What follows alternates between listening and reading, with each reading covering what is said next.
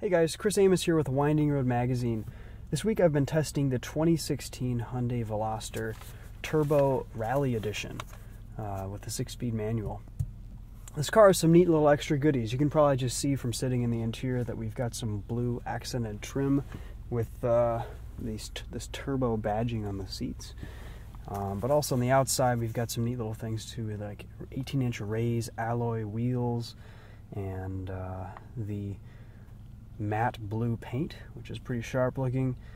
And this car also has the sportier springs, dampers, and stabilizer bar, as well as carbon fiber look aero accents, and then a Rally Edition exterior badge and floor mats.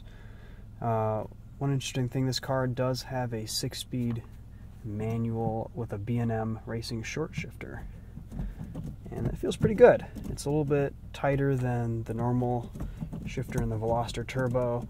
It has a nice throw to it, and when we go for a drive I'll give you a little bit of an idea for what that's like to row through the gears.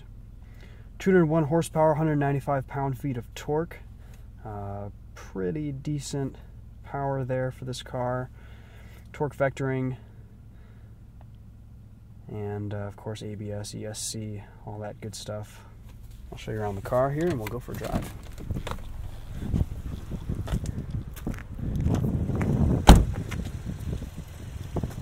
In our walk around video we'll show you what it looks like clean, but here's what it looks like when it's dirty. You can see this carbon fiber front splitter here, and same carbon fiber on the side skirts. Nice 18-inch raised alloy wheels. I would guess that the car sits a little bit lower on the sport springs and dampers, but it's kind of hard to tell. You've got your Rally Edition badge right there. Pretty standard Veloster trunk going on here. Of course, 2 doors on the passenger side and 1 coupe-like door on the driver's side, in typical Veloster fashion. Reverse camera.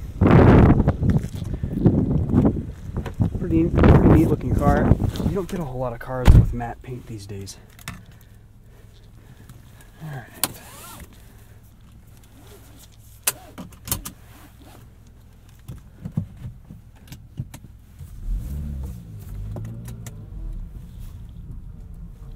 Overall, I'd say this is a pretty interesting little car. It has some pretty decent performance. It definitely is a hot hatch, and for just a hair over $24,000, it's not too bad of a value proposition.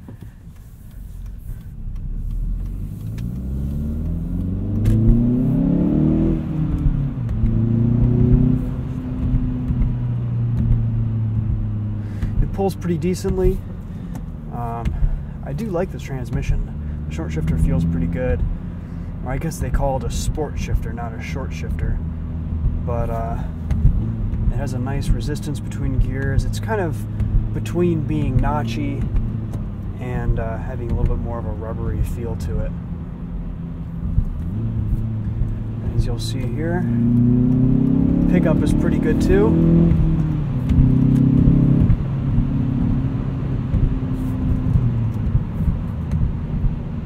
Makes a little bit of a throaty noise with just a faint hint of turbo whistle in the background. I feel like I've said that for every car the last few weeks, but we've been having a lot of 2-liter turbos.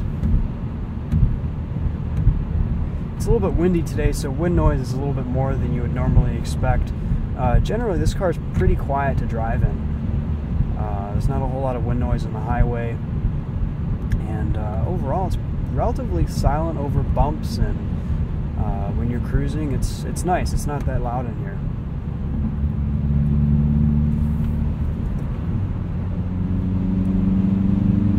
Boost kicks in pretty low. I'd say around 2,000 RPM. You start to hear a little bit of turbo whistle and feel the power come on. It's pretty much the case with all of these, 2-liter engines with smaller turbos. They have a lot of torque down low, and then they kind of fall off a little bit towards the higher RPMs. This holds its power band pretty well into the higher revs.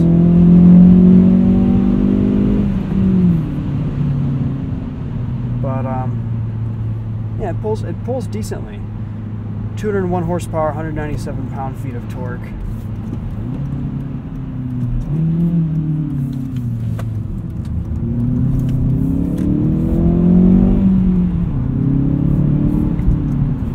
You can feel what's going on with the front tires through the steering. There isn't a whole lot of feel, but you definitely know if you're breaking traction or if you're slipping a little bit.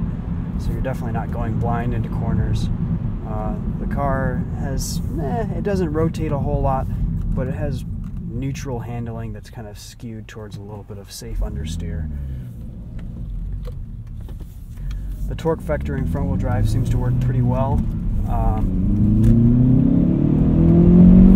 Basically zero torque steer, and out of the corners it seems to put his power down pretty well, actually. Sometimes you get a little bit of a spin on the inside tire if you floor it and you're at steering lock, but that's pretty much the case with any front-wheel drive car without a limited slip. Great turning radius. My biggest complaint with just the standard Hyundai Veloster was always the power. It was just so dang slow.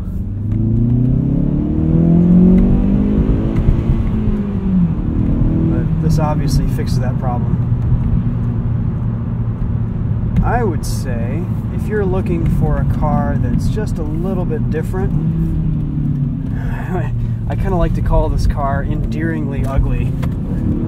But I'm not really sure it's ugly. It looks weird. And in that sense, you could make the argument that it's kind of a cool car to drive in. But with a few little bolt-on modifications, intake, exhaust, tune, you'd have a pretty potent little hot hatch here. The brakes aren't the greatest. They do bring you down from 60 miles an hour pretty well, but you struggle to even get into ABS when you're braking.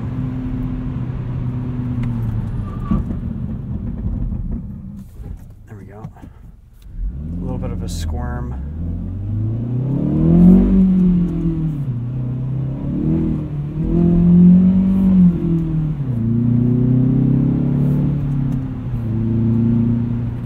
This car's on all-season tires, so it basically has very little traction in the snow and ice.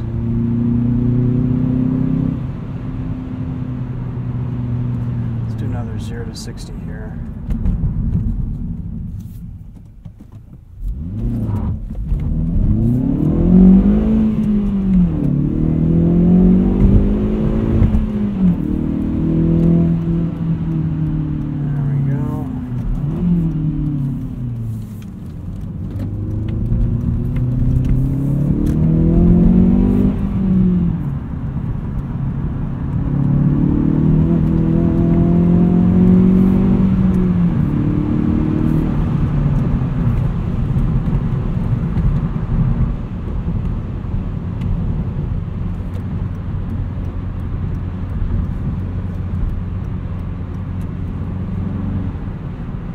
It cruises at about 2,700 RPM at 70 miles an hour. And I imagine if you don't get into boost, you'd probably be getting some pretty decent gas mileage.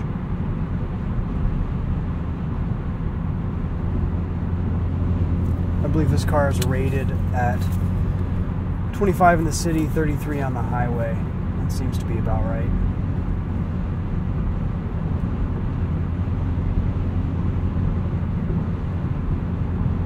One neat little feature that's in the standard Veloster as well as the Turbo, it's just in the infotainment system. I've always thought this is kind of a cool game to play, is it's called Blue Max. And it basically gives you points every second based on how much gas you're using or how much throttle input you're using. And it gives you a score over 10 minutes. So if you're trying to beat your high score, you're going to probably get pretty good gas mileage in this car.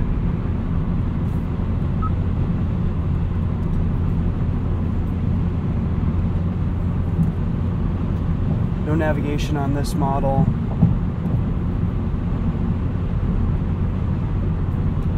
Also has an eco coach. Don't pay attention to that miles per gallon there.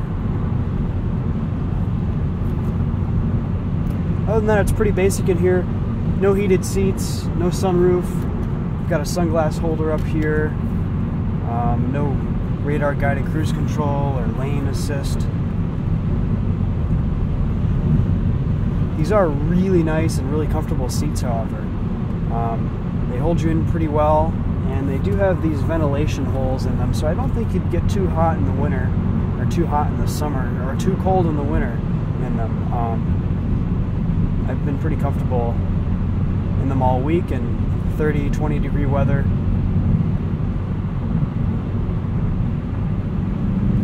No automatic climate control.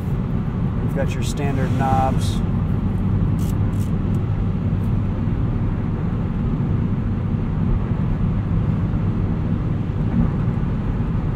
Overall, I would say this is just an interesting proposition for a hot hatch. I'd go for it if you were looking for something just a little bit different that not a lot of other people had. You don't really see a whole lot of these on the road.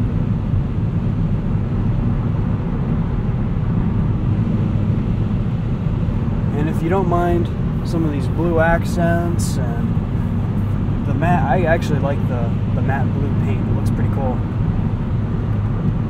This car does drive decently well. The short shifter is nice, it's got good power. Suspension is pretty decent, it's not too stiff. It does tend to kind of bounce around a little bit on the bumpier roads, and if you're cornering hard and you hit a few bumps, the back end will tend to skip a little bit. But it's not as bad as the standard Hyundai Veloster I remember driving a couple years ago. Maybe the tuned dampers and shocks, or the tuned dampers and springs and sway bars in this particular Rally Edition have something to do with that.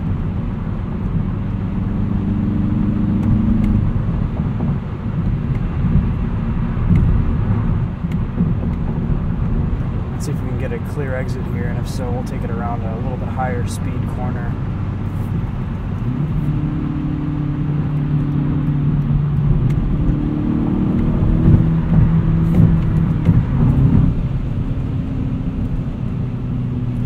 Overall, the car is really pretty well composed. Easy to heel and toe downshift. For these all-season tires, there's a pretty good amount of grip too. The limits easy to approach. It's a relatively straightforward car to drive. You're not going to get any surprises in this.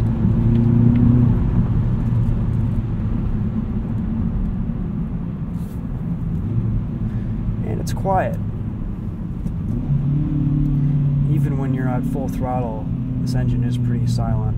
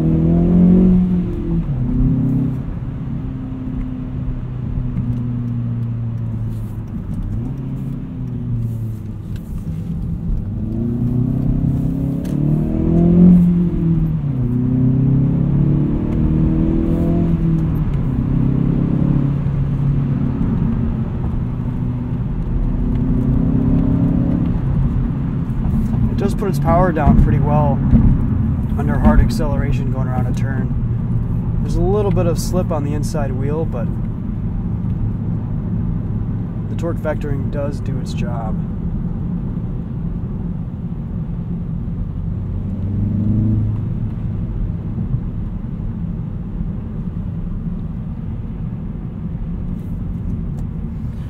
Plenty of torque from down low. We'll merge here in 5th gear, 2,000 RPM, turbo kicks right in. example of 6th gear passing power here.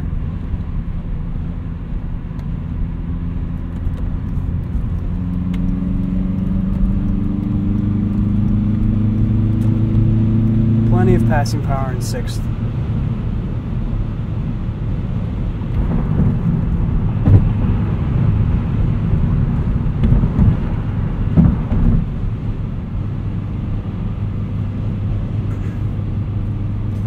I'm impressed at how well this car is composed over bumpier roads. It's definitely an improvement over the last Veloster that I drove, and I don't actually remember a lot about the last Veloster Turbo that I drove a few years ago. Also, that was on Michelin Pilot Super Sports. But this car does ride and handle pretty well. It's definitely very solid and predictable as far as handling goes. And the ride is decent. It's not overly stiff. It's well damped. I think the spring rates are pretty spot on. It's not necessarily as playful as I would like, but it's a little bit more of a confidence-inspiring, safer driving experience, which is nice because it feels comfortable. That it's pretty comfortable to push it and really kind of lean on it in the turns.